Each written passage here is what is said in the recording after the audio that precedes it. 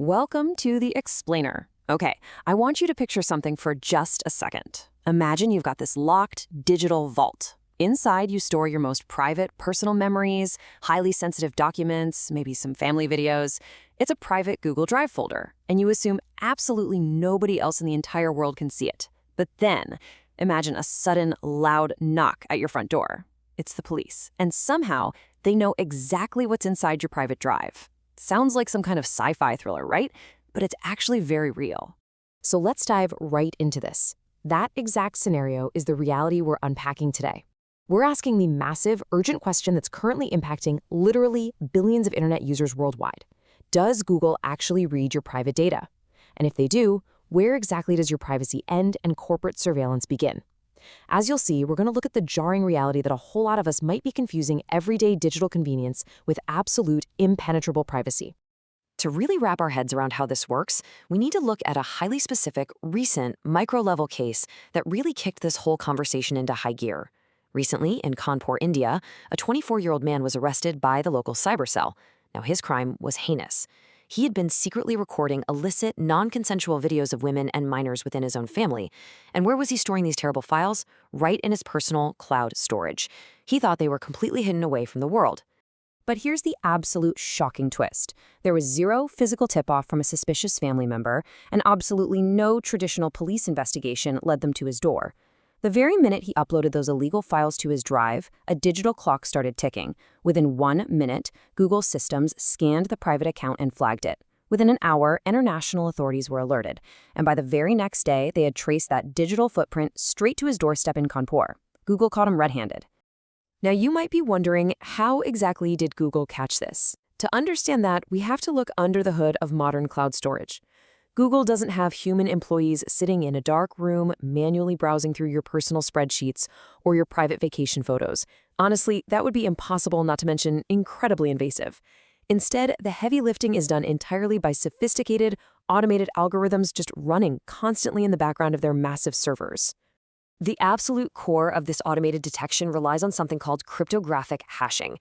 Think of a hash as a completely unique digital fingerprint assigned to every single image or video file out there. Now, global safety organizations maintain massive, shared databases of known illegal hashes, specifically focused on intercepting child sexual abuse material, or CSAM. When a file is created and officially flagged as illegal by authorities, its unique digital fingerprint is permanently added to this global master list. So let's walk through the exact data flow of how you get caught. The very moment a user uploads a file to the cloud, automated systems instantly compare its digital fingerprint against that global database of illegal hashes we just talked about. Simultaneously, advanced AI and machine learning models are deployed to recognize explicit safety violations.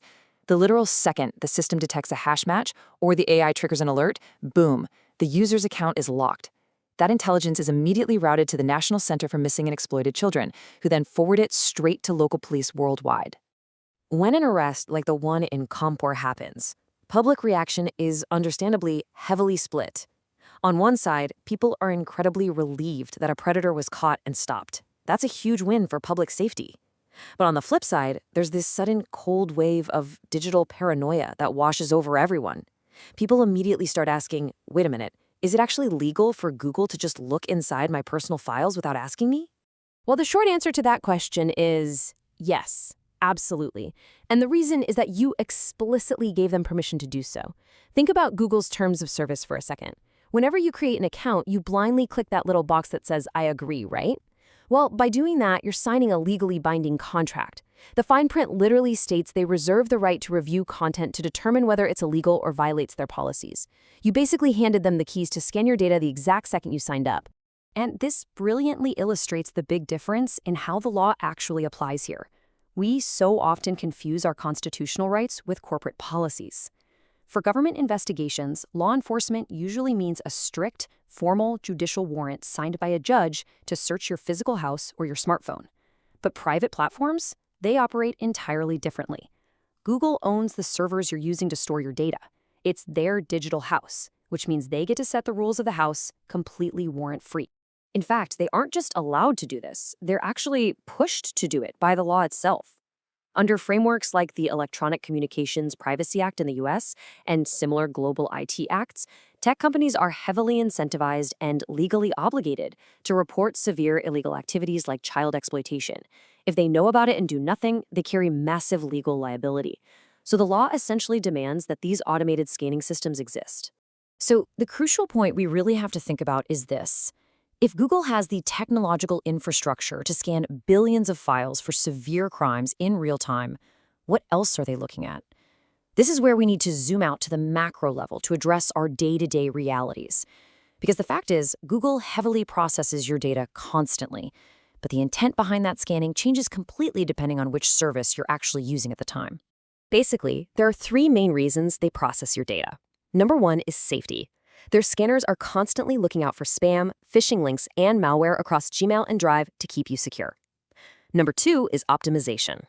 AI scans your emails to give you those handy, smart replies, or it automatically pulls flight dates directly into your calendar. And number three, of course, is advertising. Now, it is really important to note that they officially stopped scanning Gmail contents to serve targeted ads back in 2017. But make no mistake, your search history, your YouTube watches, and your location data, that is absolutely tracked and scanned to build your advertising profile. Which brings us to a really critical technical difference you need to understand regarding your data. There's standard cloud storage, like Google Drive. Here, the company holds the encryption keys. That means their automated systems have the technical capability to decrypt and read your files whenever they need to. Compare that to end-to-end encrypted storage, or E2E, like WhatsApp. With E2E, only the sender and the receiver hold those keys. The company literally cannot see your data, even if they were legally first to try. This brings us to a profound paradox of our modern digital age. The very same incredible technology that catches predators, protects victims, and thwarts global criminal networks relies on one specific, undeniable reality. Our standard cloud storage is never truly entirely private.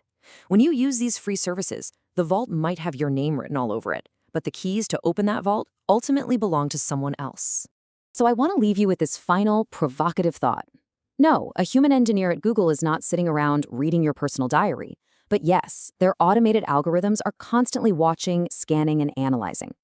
It forces all of us to ask, how much of our personal privacy are we truly willing to trade for digital convenience and collective public safety? Exactly where do you draw the line? Let me know your thoughts on this, and don't forget to subscribe for more explainers as we continue to decode our digital world together.